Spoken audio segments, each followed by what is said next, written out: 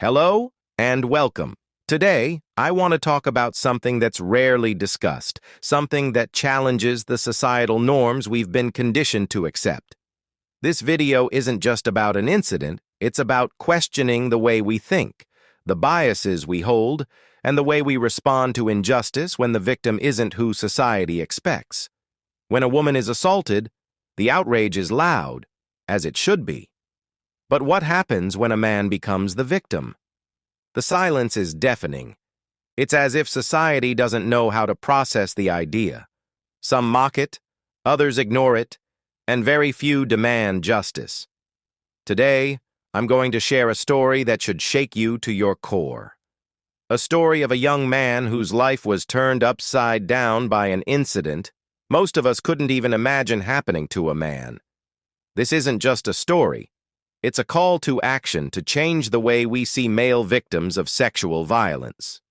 The incident. This incident took place on December 5, 2022 in Jalandhar, Punjab.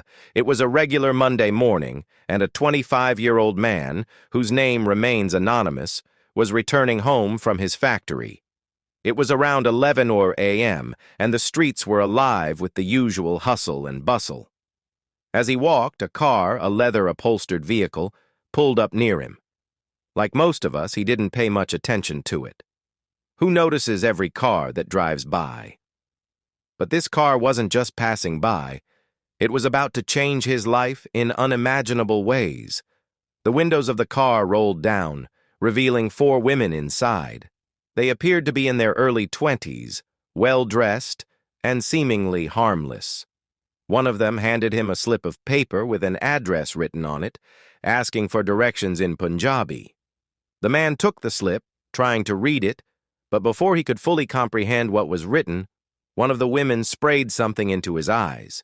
The substance burned, blurring his vision. Before he could react, the women dragged him into the car. He tried to resist, but they quickly drugged him. His strength faded, and the world around him went dark, waking into a nightmare. When he regained consciousness, he found himself blindfolded, his hands tied behind his back. The voices around him confirmed that the women were still there. They spoke to each other in English, a stark contrast to the Punjabi they had initially used to seem approachable. He was disoriented and terrified, unable to process what was happening. Before he could gather his thoughts, they drugged him again. This time, when he woke up, he was in an isolated forested area. The women were drinking alcohol, laughing, and talking as if what they had done and were about to do was perfectly normal.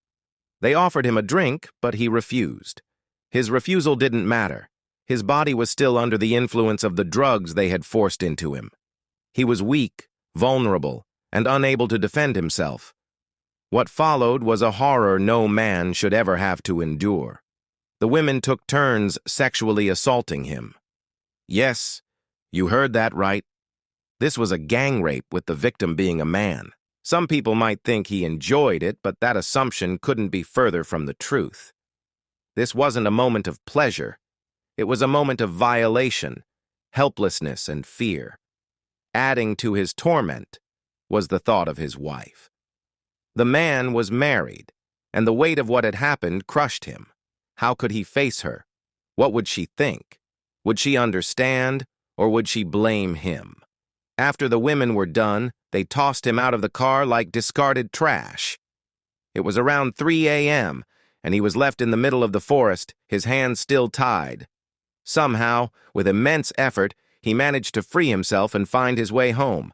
When he finally told his wife about the incident, it took all the courage he had. To his relief, she believed him. But when he suggested going to the police, she refused.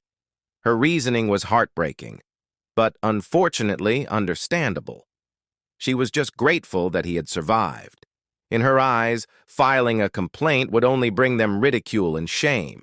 Society wouldn't see him as a victim.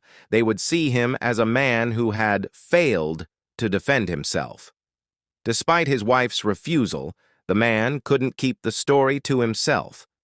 Eventually, he shared his ordeal with a local reporter, and the case became public. The police launched an investigation, but justice remains out of reach. Now, let me ask you this. What if the roles were reversed? Imagine a woman being abducted, drugged, and sexually assaulted by 4 men, then abandoned in the middle of the night. The outrage would be immediate, and rightly so. The public would demand justice, and every effort would be made to catch the culprits. But because the victim in this case is a man, the reaction is different. People mock, dismiss, or simply ignore it. Some even go so far as to blame him, questioning his masculinity. This is the harsh reality male victims face. Their pain is invalidated, their trauma dismissed, and their voices silenced. Society's double standards make it nearly impossible for men to come forward and seek justice.